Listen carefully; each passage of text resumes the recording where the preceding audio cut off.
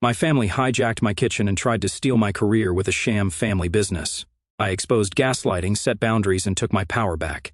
My feet drag across the hallway carpet of my apartment building as I fumble for my keys. After a 12-hour double shift at Westfield Grill, my back aches, my chef's whites reek of fryer oil, and all I want is the silence of my empty apartment. But the sound of laughter and clinking glasses hits my ears before I even slide the key into the lock. I freeze, key suspended. Someone's in my apartment. The lock clicks open, and I push the door wide. My stomach plummets. 6 strangers sprawl across my living room furniture, drinks in hand, as music thumps from my small Bluetooth speaker. Through the open concept layout, I spot my kitchen, my sanctuary, completely destroyed. "Daphne!" Lillian's voice cuts through the chaos. My younger sister bounces toward me, wine glass sloshing dangerously close to the rim. "You're home early." "Early?" It's nearly midnight. I move past her without a word, drawn to the disaster zone that was once my meticulously organized kitchen. Wine bottles litter the countertops. Someone has used my hand-forged Japanese santoku knife to cut limes on the marble surface, leaving deep gouges in the blade. My cast-iron skillet, the one I've seasoned for 3 years, sits in the sink, submerged in soapy water. "What have you done?" My voice comes out as a whisper. "We're just having a little fun, Daph," Lillian says, waving dismissively. "Don't be so uptight." That's when I spot it. Grandma Miller's handwritten recipe book lies open on the counter, its pages warped and stained dark red with wine. The ink bleeds across recipes passed down 3 generations, turning them into abstract watercolors. I touch the sodden pages with trembling fingers. This can't be fixed. The memory rises unbidden. Mom and Dad stood in this very kitchen 6 months ago, insisting I give them a spare key for emergencies only.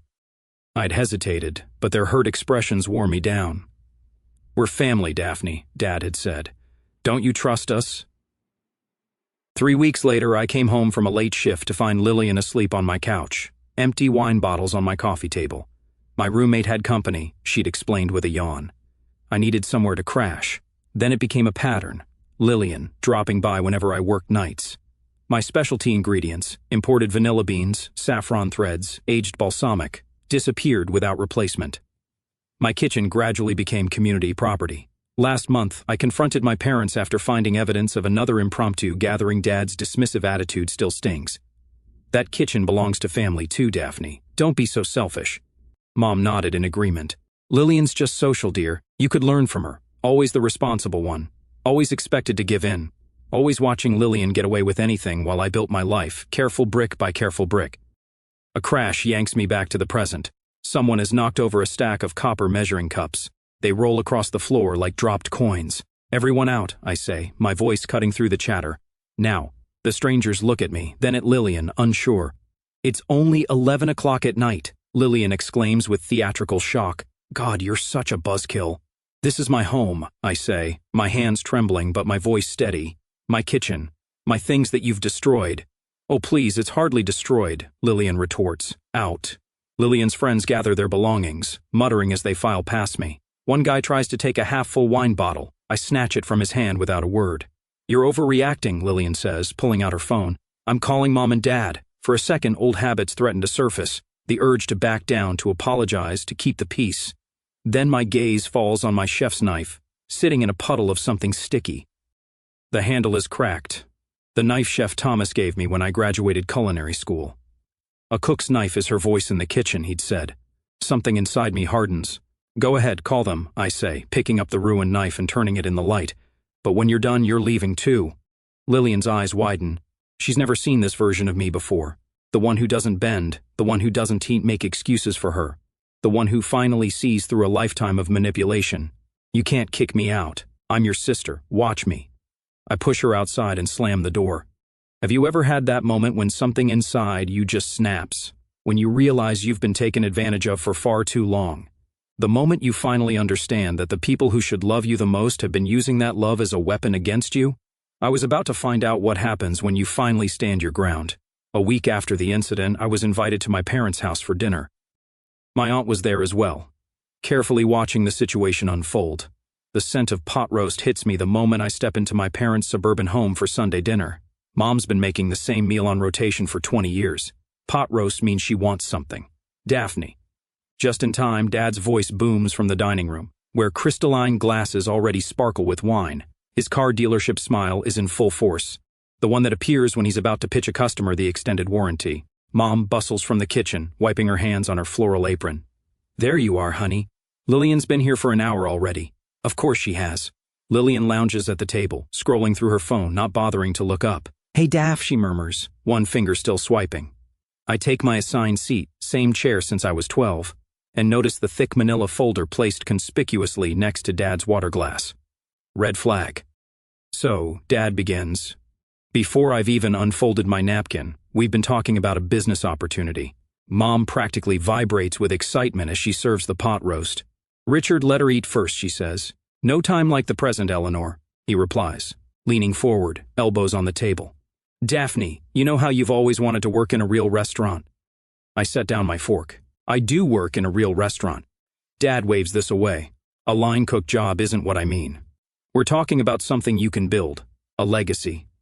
Lillian finally looks up, a strange smile playing at her lips.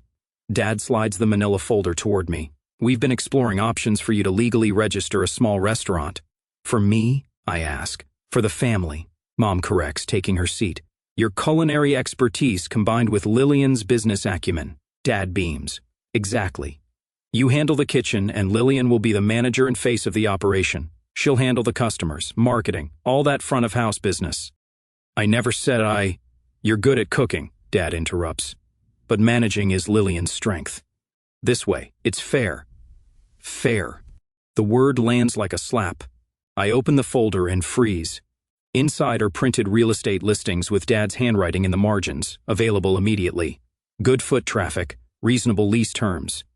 You've been looking at locations? The pot roast congeals on my plate, untouched. Just preliminary research, Mom says.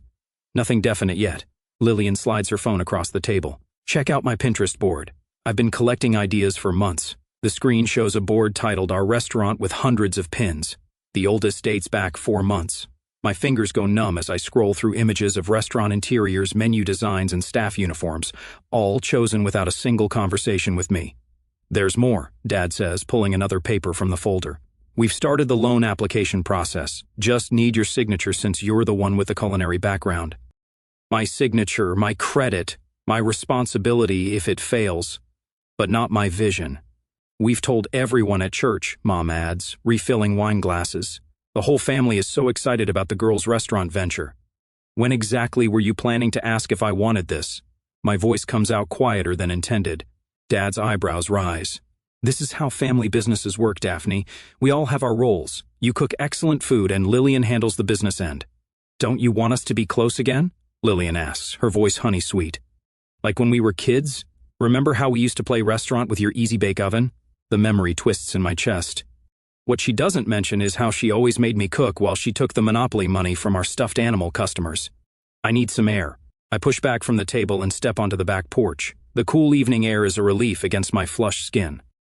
The sliding door opens behind me. Not Mom or Dad's heavy steps, but the lighter tread of Aunt Margaret, Mom's sister. She was quiet during the gathering, but I suppose she has another plan. I figured this might happen tonight, she says, joining me at the railing. They've been talking about nothing else for weeks. Did everyone know about this except me? Aunt Margaret sighs. They've always done this to you. Used your talents while giving Lillian the spotlight. I turn to her, surprised. What do you mean? Your mother did the same thing to me when we were young, she says, touching my arm. I designed all her prom dresses, but she told everyone she made them herself. The parallel lands hard. I don't know what to do. Your talent is yours alone, Daphne. Don't let them convince you otherwise, she says, squeezing my hand. And if you need a place to stay for a while, my guest room is yours. A place to stay? Why would I? The sliding door opens again. Dad stands there, backlit by the dining room light. We're waiting on you to continue our discussion, Daphne. Back inside, they've cleared the dinner plates. The loan application sits squarely at my place setting, a pen resting on top. Your mother and I co-signed your lease, honey, Dad says casually as I sit. Remember that. The threat isn't even thinly veiled. Mom pats my hand. Your schedule at the restaurant would allow you to handle the kitchen while Lillian takes the important client meetings. The investors are expecting to meet both Miller sisters next week, Lillian adds. I've already confirmed. I look around the table at these familiar faces, now revealed as strangers. They've planned my entire future without a single question about what I want. The weight of their expectations crushes against my chest. I need time to think about this, I say, standing and gathering my purse. Don't overthink it, Dad says. This is what families do. Support each other. Support. As if this elaborate scheme to harness my culinary skills for Lillian's benefit could be called support. Aunt Margaret catches my eye across the table. Her slight nod steadies me. Family can be our greatest support or our heaviest burden. As I drive home, the loan application untouched in the back seat, I wonder how many others have sat at their family table and realized the price of belonging was surrendering their dreams. 2 days after the ambush, my phone buzzes for the 5th time this morning. Dad again. I let it ring until voicemail picks up, knowing exactly what he wants to discuss, restaurant details. That's what they plan to use my culinary school credentials for, while giving Lillian the spotlight. A text follows immediately. Daphne, your mother found the perfect location on Adams Avenue. Meeting the realtor at 2. Be there. Not a request. A command. As if I've already agreed to this entire scheme.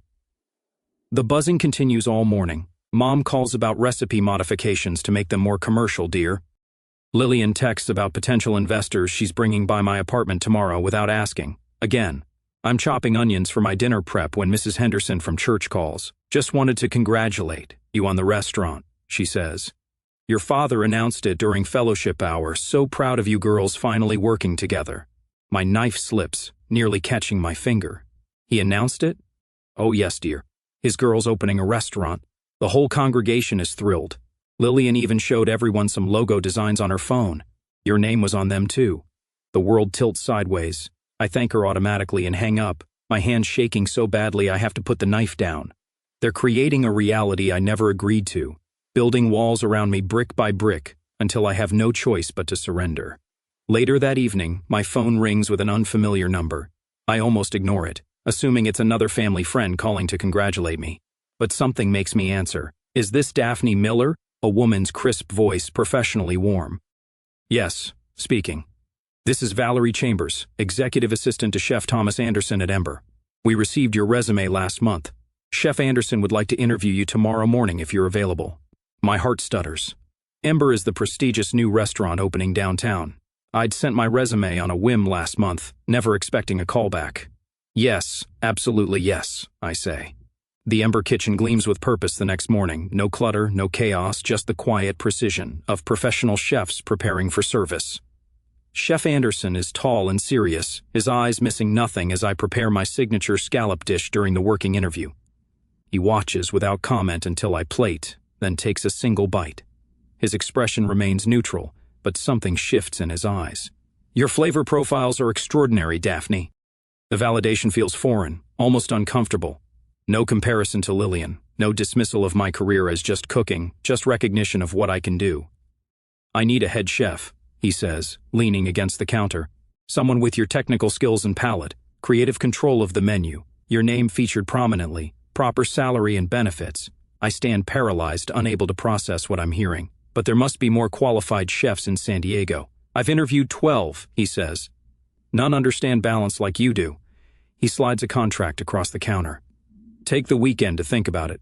When I return to my apartment, Lillian is waiting outside my door with a large portfolio tucked under her arm. She doesn't wait for an invitation, breezing past me as I unlock the door.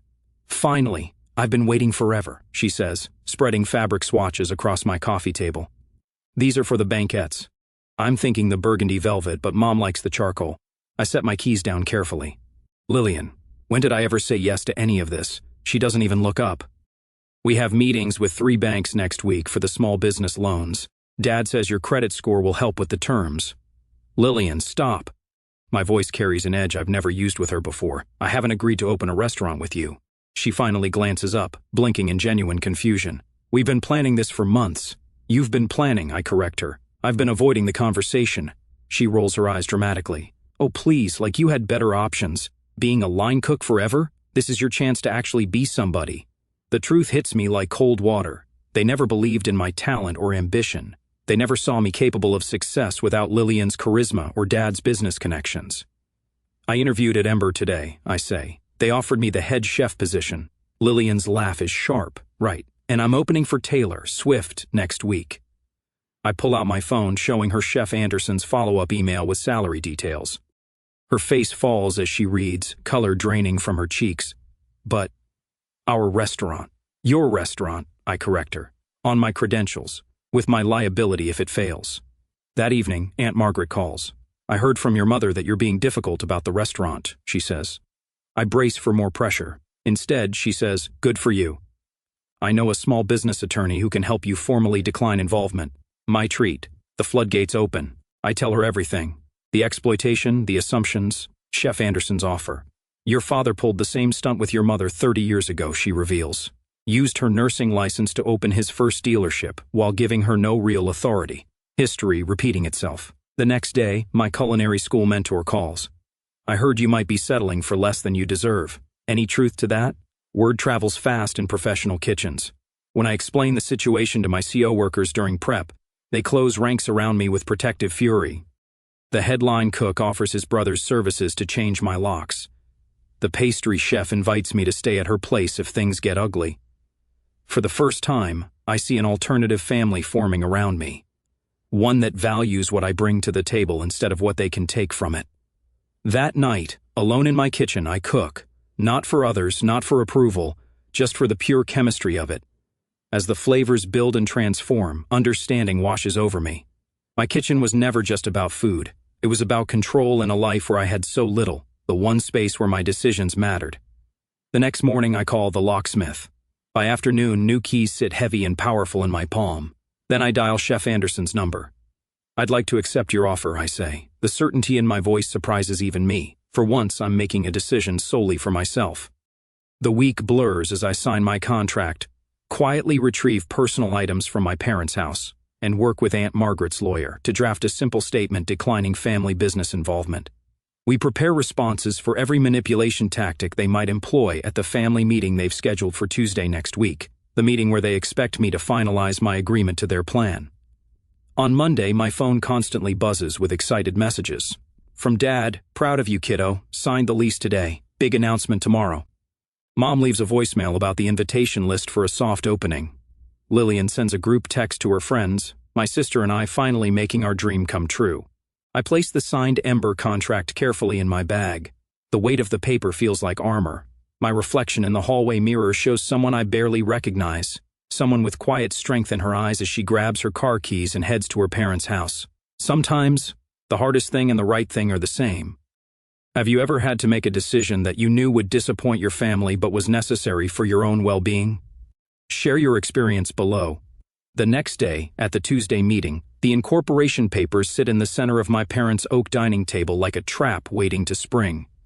Around me, excited chatter bounces off walls that have witnessed 35 years of Miller family manipulation. My father beams. My mother clasps her hands in delight. Lillian tosses her hair, accepting congratulations for a restaurant she hasn't earned. The contractor says we can start renovations next week, Dad announces, slapping his palm against blueprints I've never seen. Your mother's church friends are already booking the private room for their gatherings. I sit perfectly still, hands folded in my lap, watching them orchestrate my future without my input. The graphic designer, some college friend of Lillian's, flips open his laptop. Here's the final logo, he says, turning the screen toward me. Lillian's dominates in an elegant script. Beneath it, in text barely larger than fine print, Kitchen by Daphne. The room falls quiet, all eyes turning to me for the expected grateful tears. Just need your signature, honey, Dad says, sliding the incorporation papers toward me, his Mont Blanc pen extended like a scepter. Then we can celebrate properly. I look at the pen, then at each family member's expectant face. I won't be part of this, I say, my voice steady despite the adrenaline coursing through me. I've already accepted a position as head chef at Ember last week. The silence that follows feels like the moment after glass shatters. This is just a phase. My father recovers first, dismissing my career as he's done my entire life. Head chef at someone else's restaurant is nothing compared to owning your own. My mother's eyes immediately fill with tears. After all we've done for you, she says, pressing a tissue to her face, a performance I've seen countless times. Lillian stands so quickly her chair scrapes against the hardwood. You're just jealous it wasn't your idea, she says, her voice pitching higher with each word. We've already invested so much, you can't back out now. Dad pulls out his phone. "I'm calling Uncle Robert. He needs to hear how you're abandoning your sister's dream at the last minute." I watch him dial with theatrical outrage. In my pocket, my phone vibrates.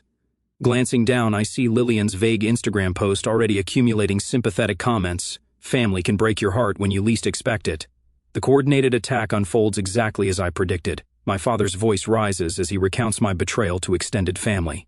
My mother steps into the kitchen, no doubt texting her church friends about her selfish daughter. The familiar weight of family shame presses down, except this time it doesn't crush me. The front door opens, and Aunt Margaret strides in without knocking.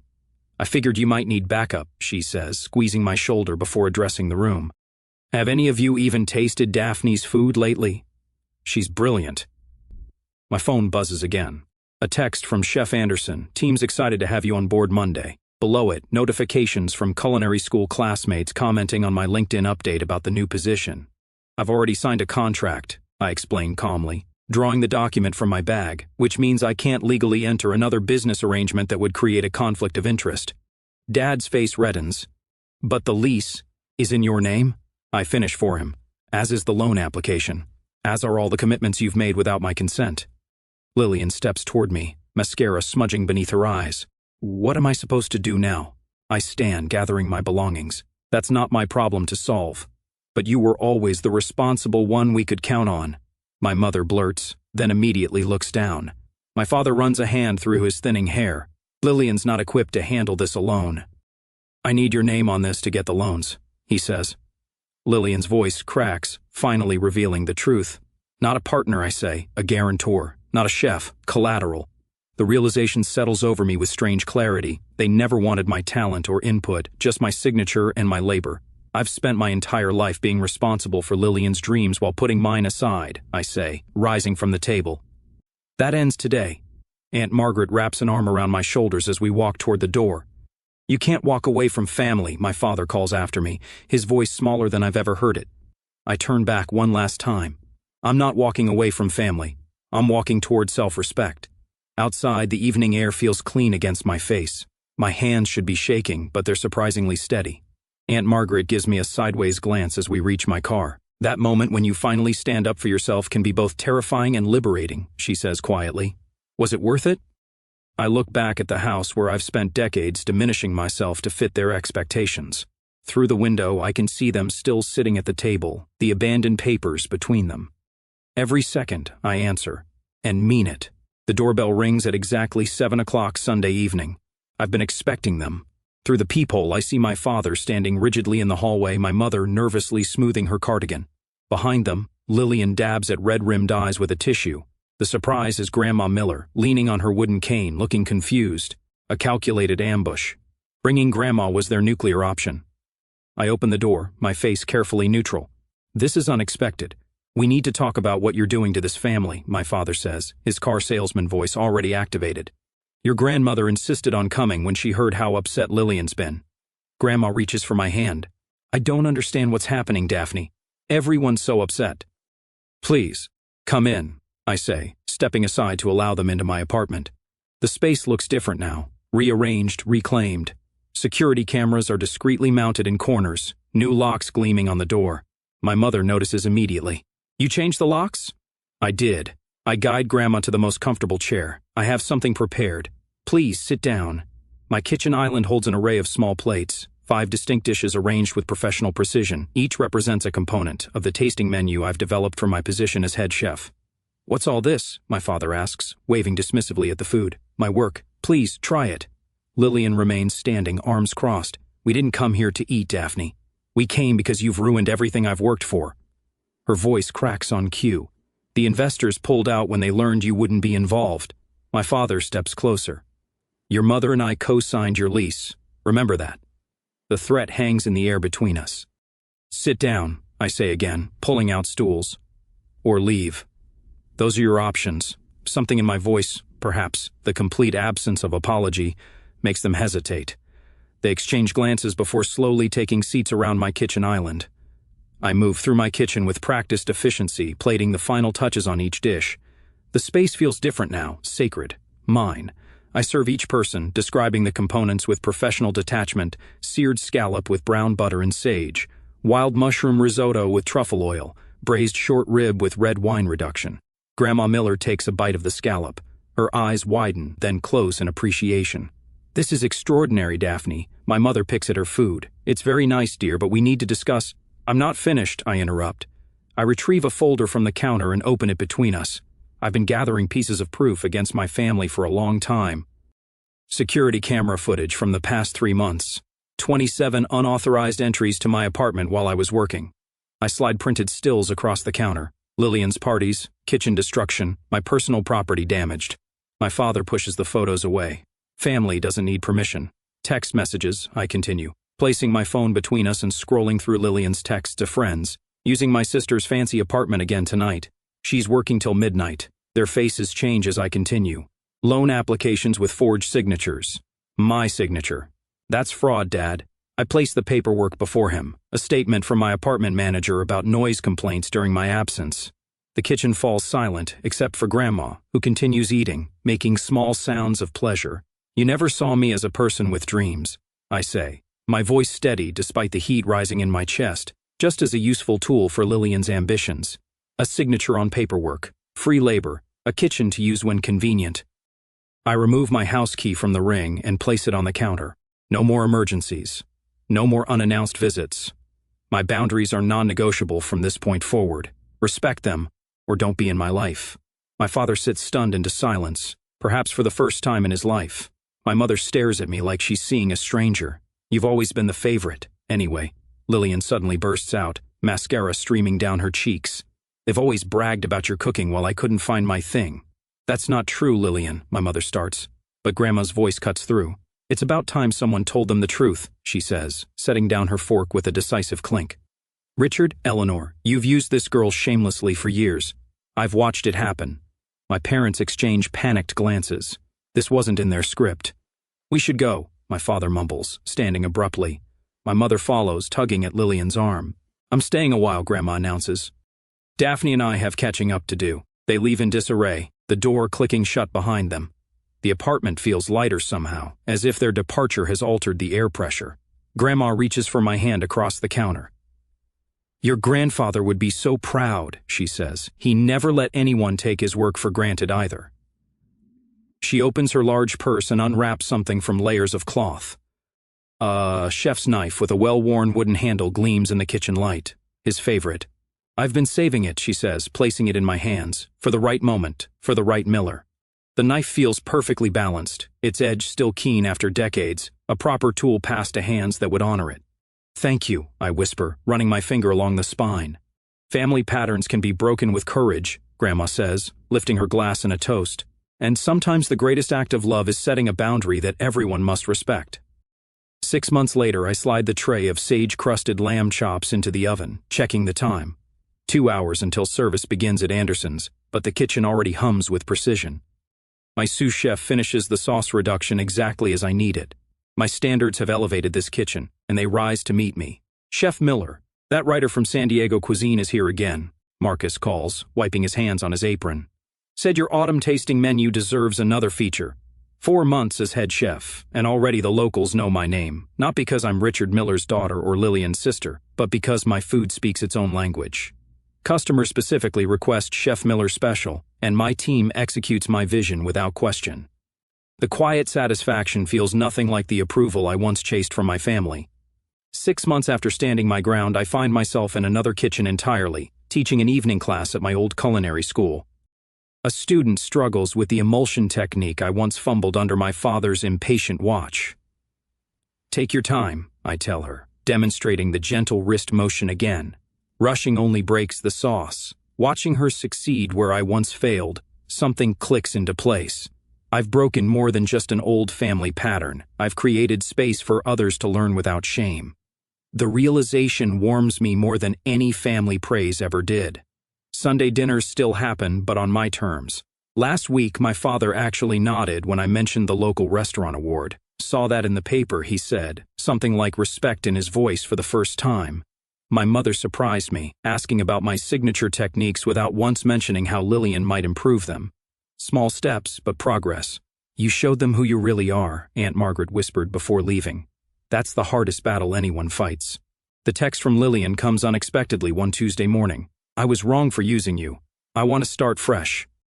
We meet at a coffee shop downtown, no parents buffering the space between us. Her hands fidget with her napkin. I've been riding your coattails my whole life, she admits, her eyes finally meeting mine. It was easier than finding my own way.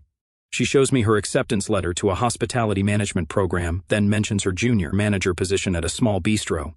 It's entry level, but it's mine, she says. The gathering in my apartment weeks later feels nothing like the invasion that started everything. Colleagues mingle with Aunt Margaret while my grandmother samples each appetizer with deliberate appreciation. When Lillian arrives, her homemade crostini looks lopsided but earnest. The texture's close, I say, showing her how to adjust the bread thickness. The same kitchen, completely different energy. My parents call before visiting now, a small victory that feels monumental. Lillian asks for advice instead of assuming entitlement. Cooking in my reclaimed sanctuary brings a peace I never knew possible. Sometimes you have to fight for your space to help others find theirs, I tell a young line cook facing similar pressure from her family. My story becomes her permission to set boundaries. Plans for my own small restaurant take shape on paper, truly mine this time. Lillian offers genuine support without assuming involvement. We found our separate paths, linked by newfound respect. Late tonight, I experiment with a new recipe. My movements are confident in the kitchen that nearly cost me everything. Grandmother's knife gleams under the pendant light, a symbol of true legacy. My phone lights up with Lillian's text, "Got the promotion. Thanks for showing me how to stand on my own." I smile, realizing the truth. The recipe for family healing requires the hardest ingredient of all, truth. But once added, everything else falls perfectly into place.